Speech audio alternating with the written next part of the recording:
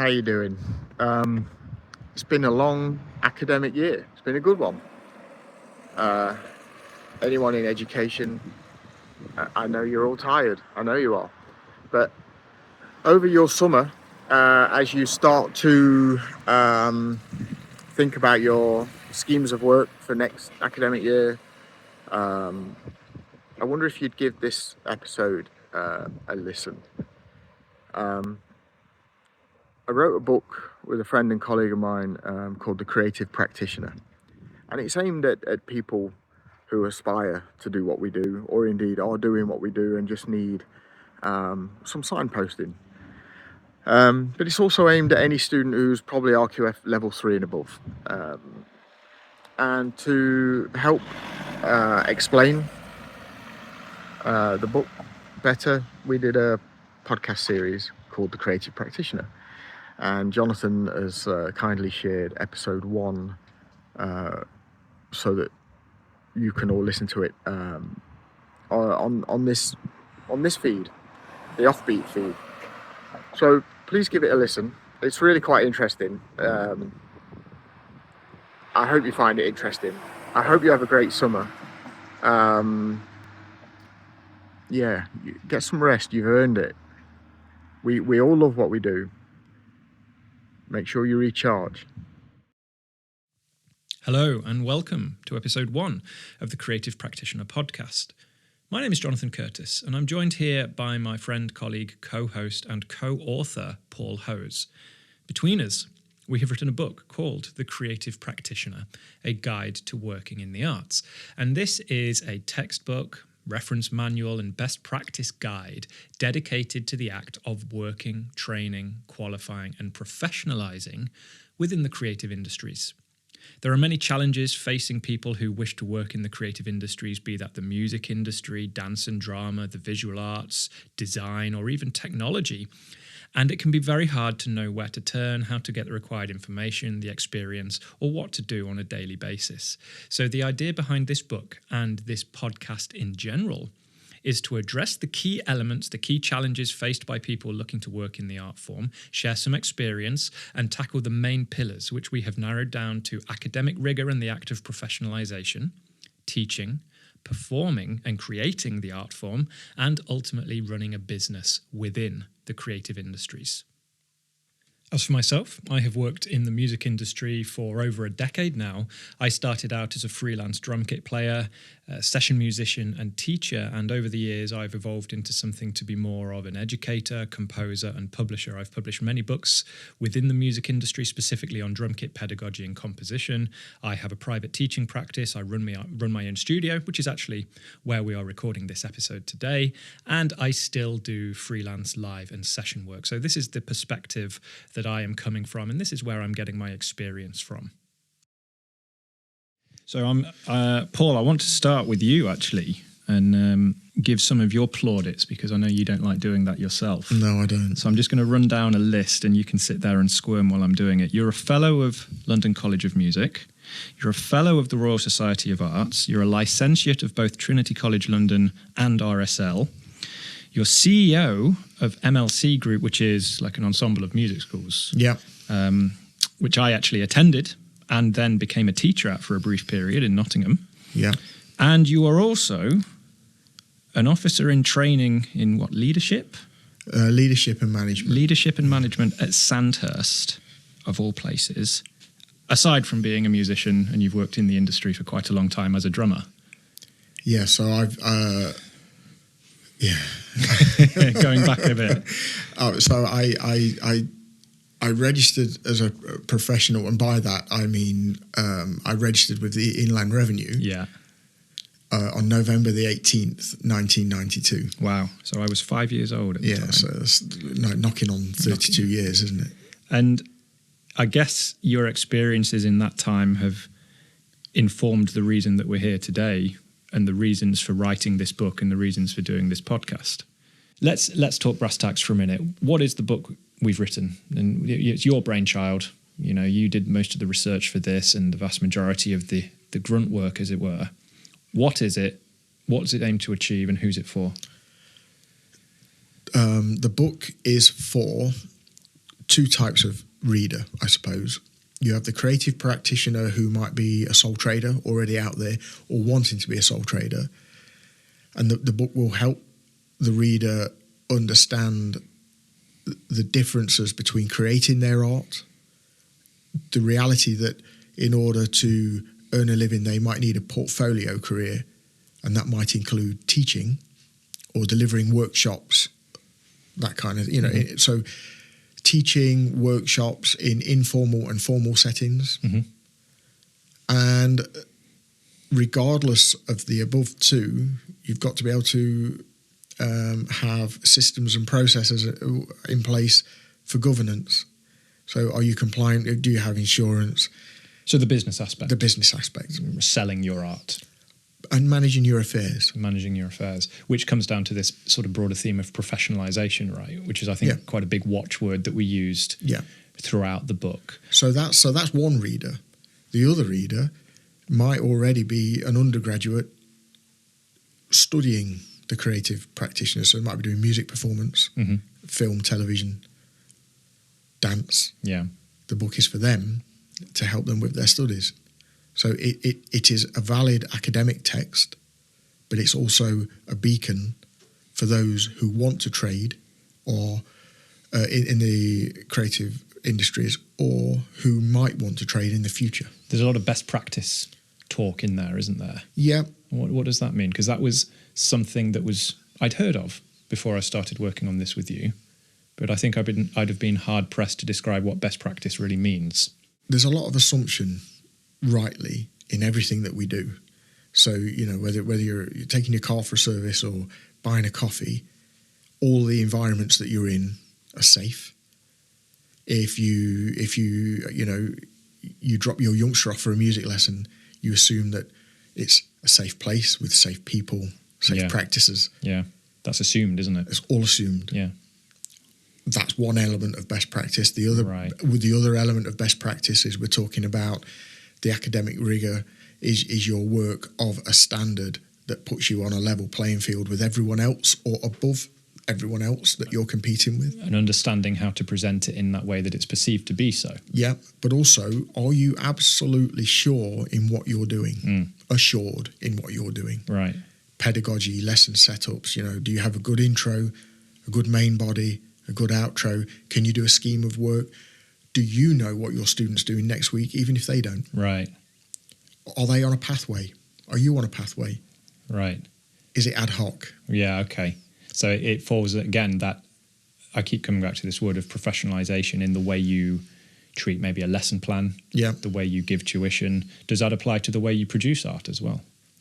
Art is a process, not a product. Right. So the production of art doesn't need a beginning, middle or end. If you are to monetize it, then it becomes something else. Right, so there's a difference between producing the art form or practicing the art form as opposed to producing a product to sell. Yeah, and I would ask that there is a distinction between product and service. Right. So the service of teaching, and this is philosophical, this is quite personal at this point. Yeah.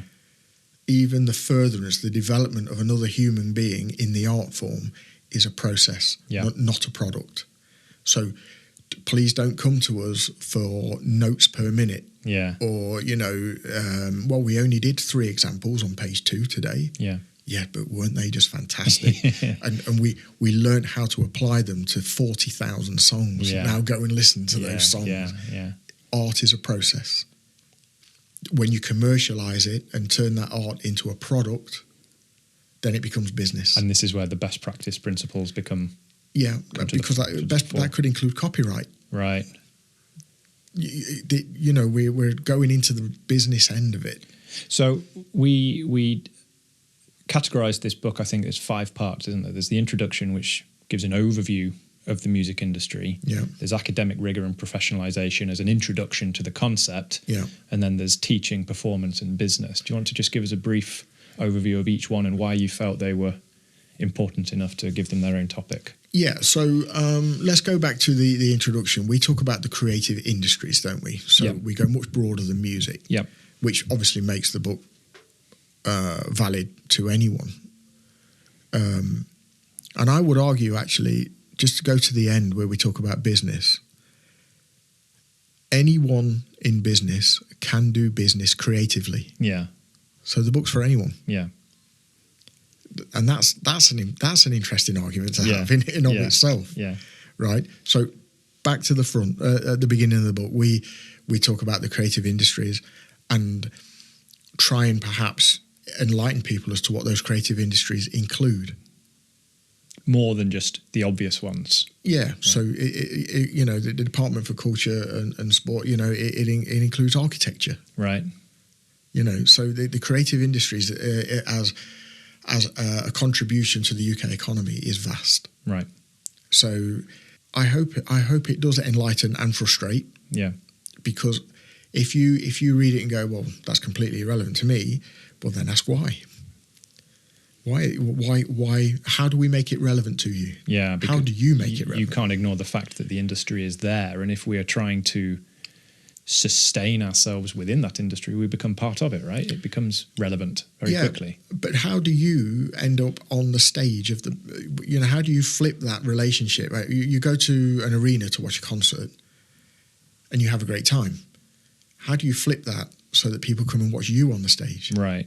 And that's professionalization. That's the business end of it. Right. As well as the performance end of it. Right.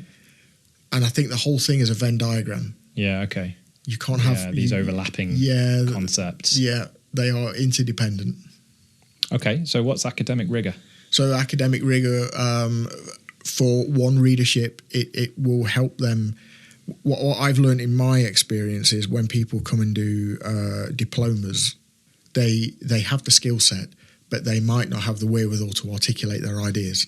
It's to help them research. It's to help them with the quality of how they're presenting, because we talk about house styles, don't we? We talk about plagiarism. We talk about, and of course, plagiarism is valid for the production of the art. Sure. So again, you can't have it in isolation. Yeah. But what I find sadly is people fail these professional diplomas because they'll just try and answer a question, whereas the question poses the need for research. So you see this a lot because you adjudicate or examine these diplomas, right? Yeah, I do. I assess level 4 and level 6 diplomas. And I think you've said to me before, it's quite startling how many don't make it. It is. It's upsetting because obviously people go in with leading with their heart. And these are global, right? These is not just UK candidates. No. This is quite literally global. Right. I would hope that those people would look at our book and look at the academic rigor chapter and not skim it. Right. That's the bit. It's there for a reason, isn't it? How you present yourself, whether it's in an academic context, a commercial context, or just generally.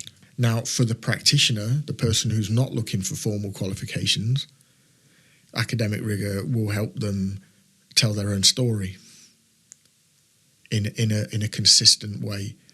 And we drift into branding here, but you need how you present yourself and your image consistently. Okay, right. That's something you do very well. Yeah.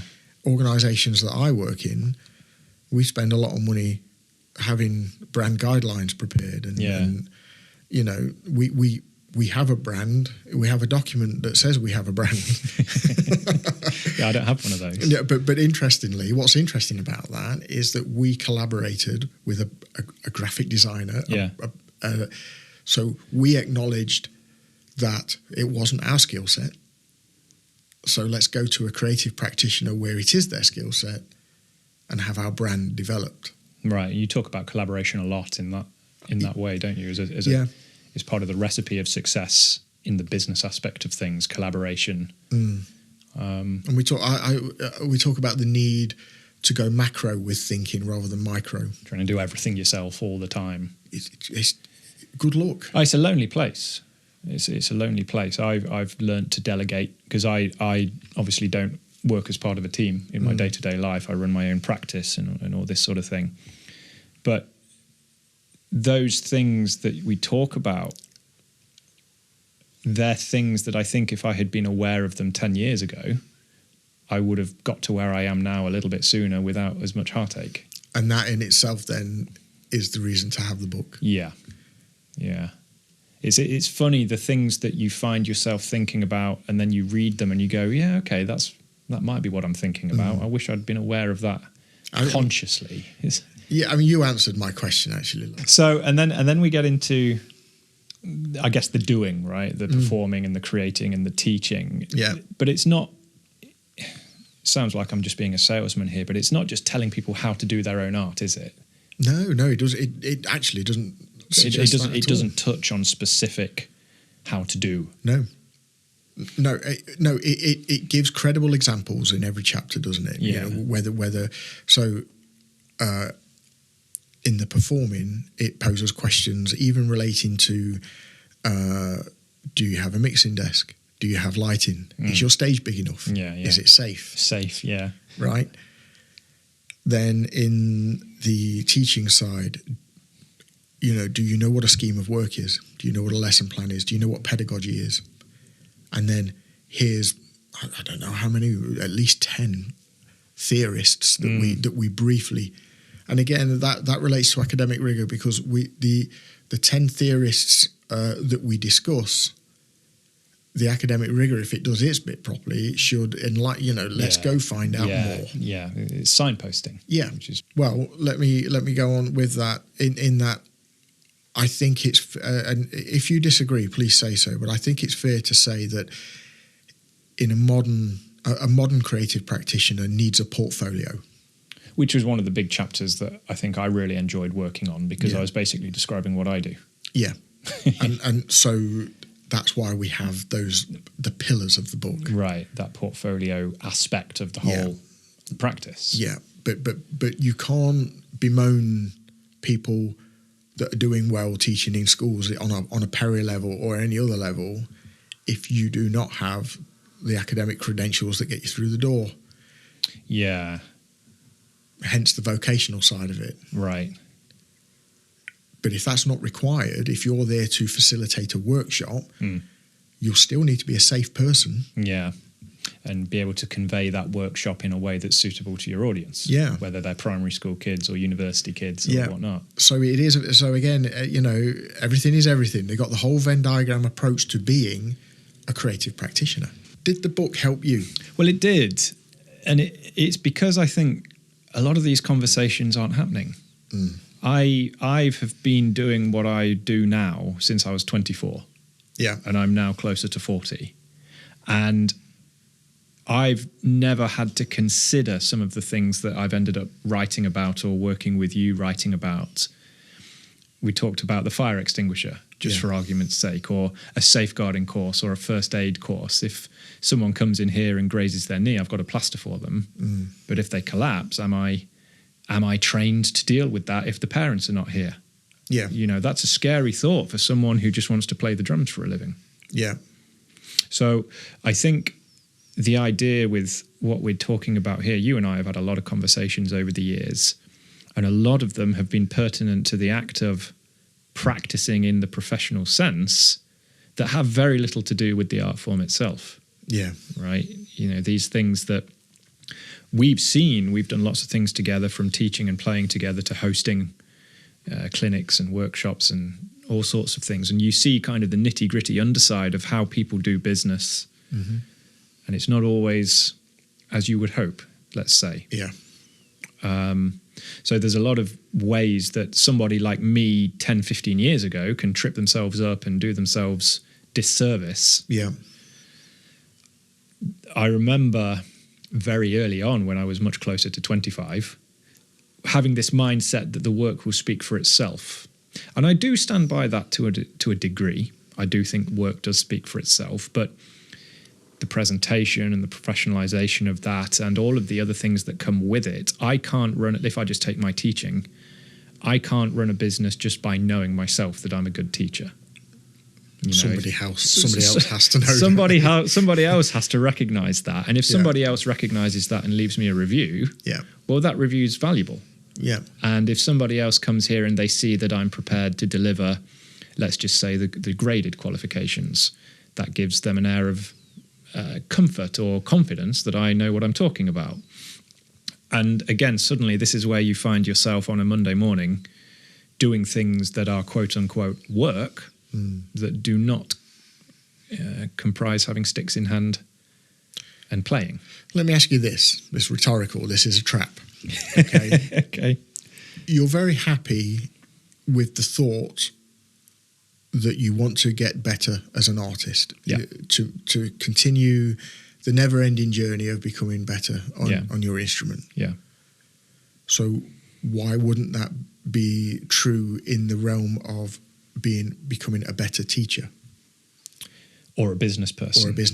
I suppose this is the disconnect that a lot of artists see between their art form and there's this stigma of selling out, isn't there? Becoming part of the corporation. Yeah, there is definitely the desire to not conform. Yeah. But the point I was trying to steer you towards was that as a creative, you are already a master of CPD. Right. You will continually, undertake professional development for the rest of your life. But I have to. So why not formalize it? Right.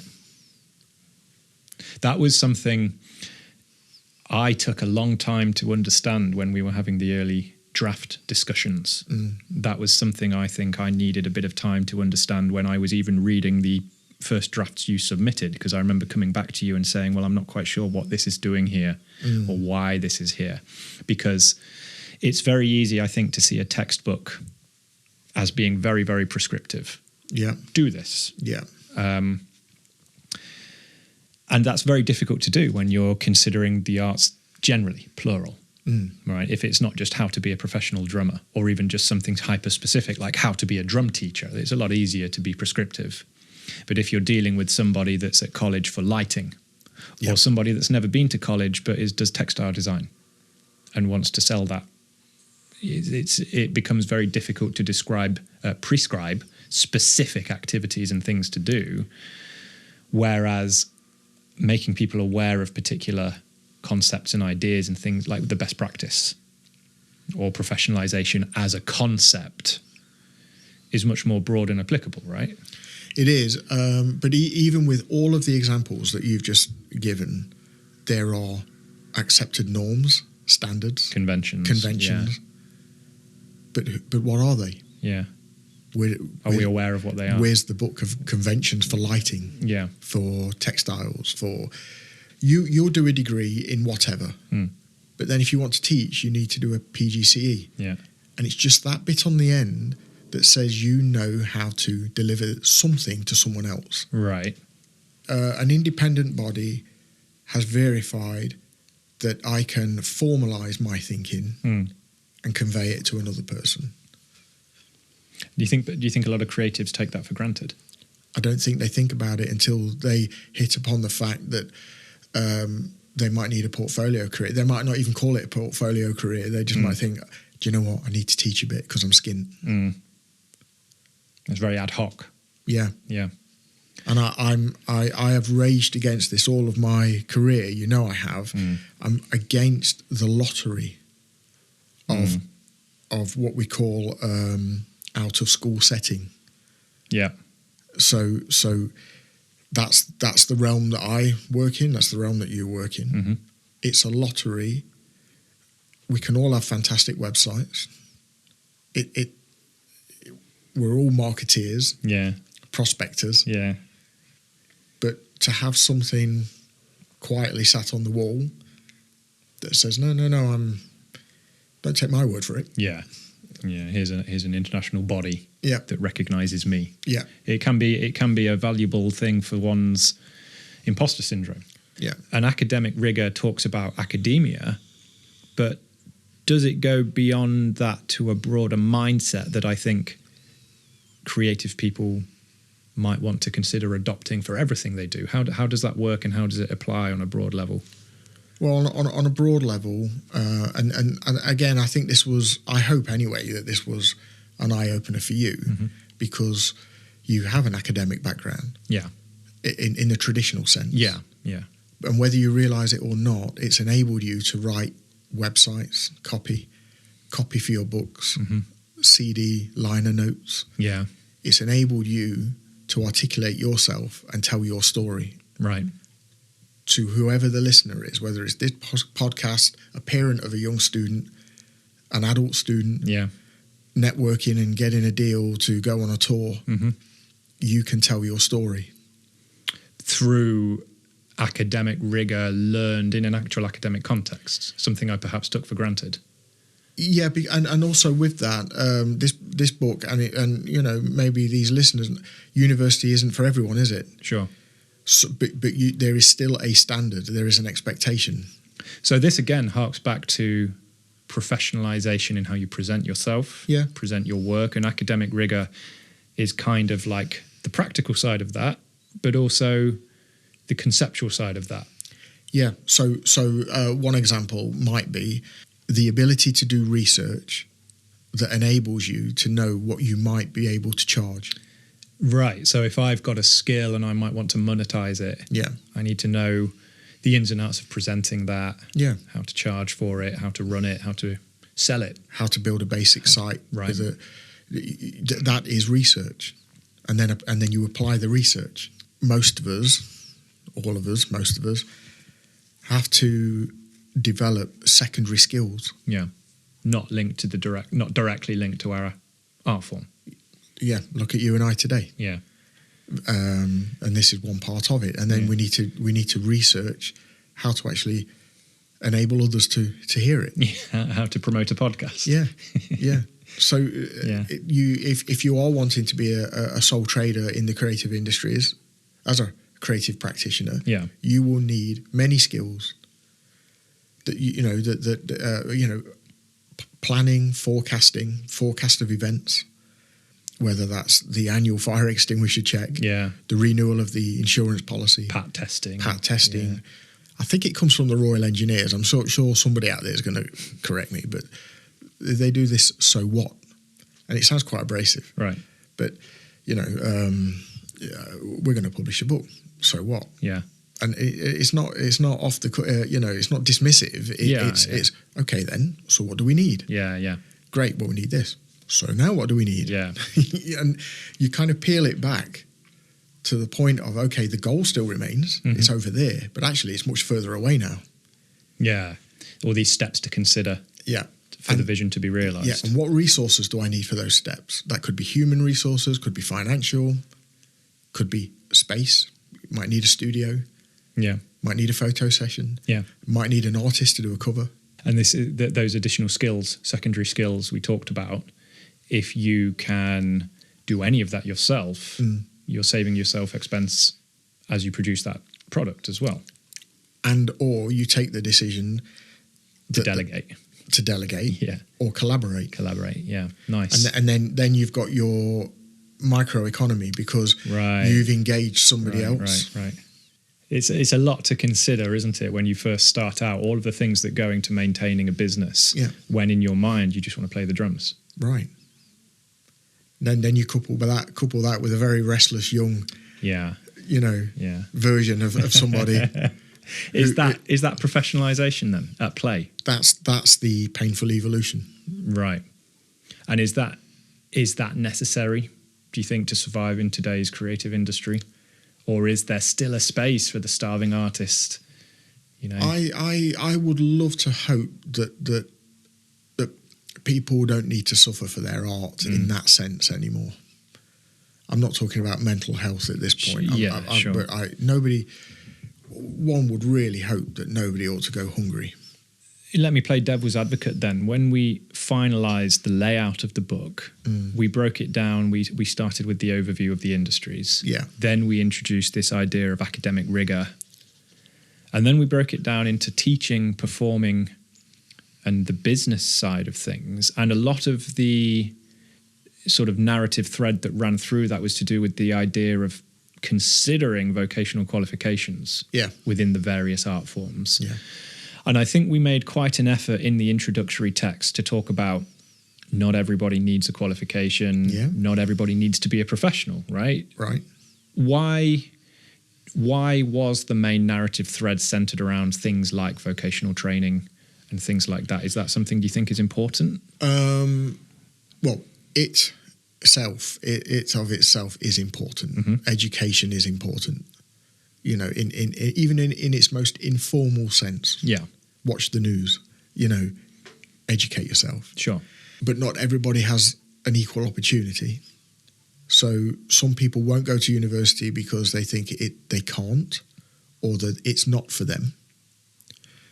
But education comes to people at different stages of their lives. So they might be adult learners and want to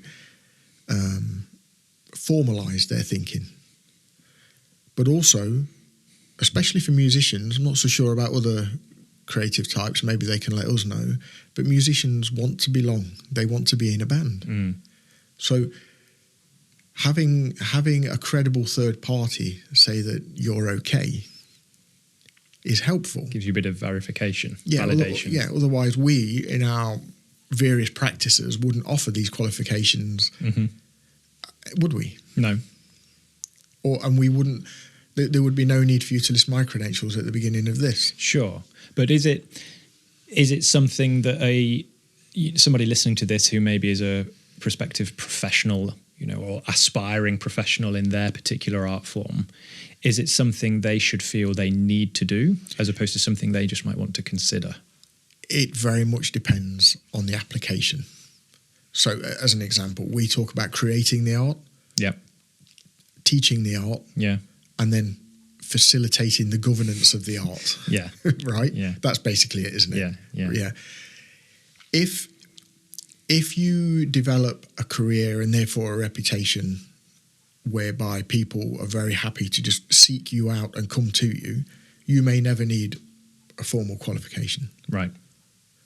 If, however, you want to teach in a school or a similar institution where they're looking for, on their job applications, a minimum standard. Right. And you might be the best.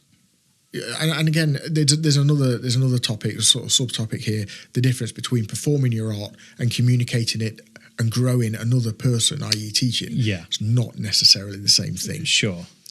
So you might be the most wonderful performing artist, but might not be able to structure a lesson or a scheme of work. Right. And these formal pathways will help you do that. Right. And then of course you can communicate to others. It's an academic version of your album, isn't it? Yeah. You know, it's like, well, here's my art. Yeah. Here's my credentials. Yeah. Fuse the two together. And therefore I've thought about myself from a business perspective. Right. Okay. And that's the holy trinity of the book. Sure. So these are things that a lot of people don't consider, maybe if they're thinking about, I mean, I certainly didn't, setting up a studio to teach and have students in. If you've got students coming in, they need to be safe, right? Yeah. They need to have a fire exit or a fire extinguisher, and there needs to be, I mean, I'm looking at my hi-hat now, the number of times I've watched students in the past have to climb around the hi-hat because there were cases on the floor and cables and things like that. I guess that falls into this realm of professionalization generally, of considering the broader implications of things that go beyond the practice. There's too much assumed knowledge. Right, okay. So you think about your studio, you think about where we are. Yeah. You know, you're talking about fire exits and all the rest of it, and you're talking about the hi-hat. Well, is there a first aid kit? Professionalization in that sense is not art specific, is it? It's not about being a drummer. No, it's about practicing, exploring that word practice, whether it's dental practice, solicitor's practice, private teaching practice. Do you think there is something specific about artists that makes them more, they tend to neglect this side more than other professions, or is that an unfair? No, I think it is. I think it's fair. Yeah. Generally, creative people tend not to want to conform, and they want a sense of autonomy in their working practice, and that's fine. But everybody's accountable, and everybody's accountable in the eyes of the law. So, and this isn't to frighten people. But it's like the fire extinguisher or the first aid kit, isn't it? It's not an issue until it's an issue. It's not an issue until something comes along that you don't expect. So why be frightened of it? Yeah. Why not just make it a non-issue? Of course I've got a fire extinguisher. Haven't you? Yeah. Yeah. It's that way around. What do you mean you haven't got a fire extinguisher? So I wonder if people will be listening to this and wondering what this has to do with the arts in general, and a book that purports to be a guide for the creative practitioner. Why have we started talking about fire extinguishers and first aid kits? What's that indicative of in terms of the broader perspective of that? I suppose everybody assumes, and indeed has the right, to feel safe. Mm-hmm. Safety is personal, and it manifests in different ways. Yeah. The environment that you work in needs to be fit for purpose, needs to be safe. Yeah. And where that comes into professionalisation and working within the arts is that everything that you put your eyes on or your hands on costs money, mm-hmm. has a cost. Mm-hmm. And that needs to reflect the fee that you charge. Mm-hmm. Because not only are you talking about your expertise, you're talking about your practice. So what does it mean to have a lesson with Jonathan Curtis and go beyond the art, talk about the environment? Mm-hmm. It's quite an idyllic environment. It's a safe environment. Yeah. It's a purpose-built environment. Yeah. So this feeds into a broader perspective, a perception of professionalism from customers coming in from the outside, right? If they come in and see a safe, let's say well-lit, purpose-built environment, it's perceived as a professional setting, and this is a professional service. So your perceived value increases immediately. Right. So is this something then, kind of paralleling my previous question, is this something that artists generally fall foul of when presenting their own work? They can, and often it's because they can't help it. They don't have the environment. Like, so for example, if any kind of art form really, there aren't many places that they can practice their art. Mm-hmm. Because they can't charge for their art properly, because people won't pay for the art properly, they can't afford these premises. It's a bit of a downward spiral at that point, isn't it? Yeah. So it's almost like the book could be, a manifesto. It could be a political revolution because and I think we talk about this, that there is an acceptance in the high end art of that's streaming services for audio visual, cinema, concerts where people are paying, the cheap ticket is £100. Yeah. That's all taken care of. People are quite happy with that. What they won't do is pay for us on the ground. Yeah. A door fee for a band playing at a local venue or something like that. So everything suffers. The quality of music education suffers. The quality of growing as an artist suffers. The quality of output and contributing to society suffers. So does an artist who wants to make a sustainable living, do they have to accept that that's a business and they have to run themselves as a business? And should that put them off, or should that be something that is embraced? It should be embraced. But if you go back to when I was a kid trying to do it, in Nottingham, there was no industry, there was no business. Mm-hmm. You were almost doomed to fail, even when you told the bank manager, so what line of business, you want a business account, what line of business are you in? Mm-hmm. Yeah. Right, okay. I remember when we got our first mortgage, they discounted my income, and they had to take it all on my wife's income, because they discounted musician as a sole trader as a solid profession. Yeah. So even though I had, humble as they were, I had a few years worth of books, it was completely discounted at the bank for a mortgage. Yeah. Whereas these days, what are we in, 2024? In 2017, I switched over to a limited company, and suddenly banks are much more willing to deal with you. Yeah. I mean, I find it unfair, and you'd need to go to like policymaker level. Yeah. And why not? That's why I'm a fellow of the RSA. Yeah. If the nation is willing to take money off you for taxation, then it ought to help you live at the other end. Yeah. They can't charge you tax, but then also say, well, your income doesn't count if you're just a musician. That seems unfair, doesn't it? Yeah. I think the idea of a portfolio career is something we should talk about on the next one. I think that deserves its own segment, because that's essentially what I do. My career is a portfolio career. And I think that's a happy place, right? Yeah, I love it. But it's interesting, when I was working on this book with you, writing and working on the chapter, it's not something I ever decided. I didn't sit down one day and go, right, I'm going to develop a portfolio career for myself. Yeah. I'd started doing that, and then maybe with your help and others, I started to learn what it was and embraced it. But it was a natural response to what I had to do in order to make enough money to survive. Yeah. Now it's kind of formalized in book form, and writing it and editing that section, it was very eye-opening on, I have had to do that. And I did have to think about that, and I did have to do that when I wouldn't normally have thought that. And again, it's this idea of the business side and the presentation side outstripping the act of just, in my case, hitting a drum. Yeah. So is there anything else you wanted to add today? It's the formalization of the thinking and the doing that will help the success. Well, I like that. I think that's a nice way to end. So the Creative Practitioner is out now. It's available physically, digitally, Kindle, worldwide. Thank you very much for listening if you've made it this far. And I hope we'll see you next time on the Creative Practitioner podcast. Episode 2, I think we will dedicate to portfolio careers. Paul, thanks very much. See you next time. Thanks, Johnny. See ya.